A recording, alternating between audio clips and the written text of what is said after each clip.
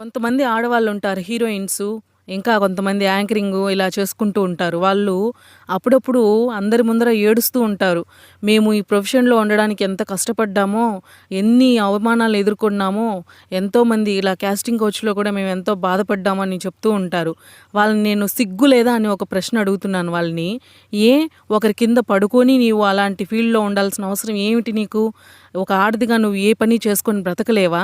నీ జీవితానికి ఏదో ఒక ఆధారం నువ్వు చూసుకోలేవా? అలా వెళ్ళి ఒకరి కింద పడుకొని వాడు ఛాన్సులిస్తే అప్పుడు నువ్వు సినిమాలో నటించి లేదా ఇంకొక టీవీ షోలలో నటించి నువ్వు భరించాల్సిన కర్మ నీకేమిటి? నీకు పని దొరకదా? నువ్వెక్కడ ఒళ్ళొంచి పని చేసుకొని బ్రతకలేవా? ఎందుకు నీకవన్నీ? ఎందుకు అంత కష్టపడి నువ్వు సినీ ఇండస్ట్రీలో రానిచ్చి ఒరిగిందేమిటి? నువ్వు ఏమి ప్రజలకు నేర్పిస్తున్నావు? ఇలాంటి బట్టలు వేసుకోండి, ఇలా తిరగండి, ఇలా విచ్చలవిడిగా ఉండండి అని చెప్పడానికా నువ్వు ఇంత కష్టపడి ఒకరి కింద పడుకొని సినిమా ఛాన్సులు తెచ్చుకునేది?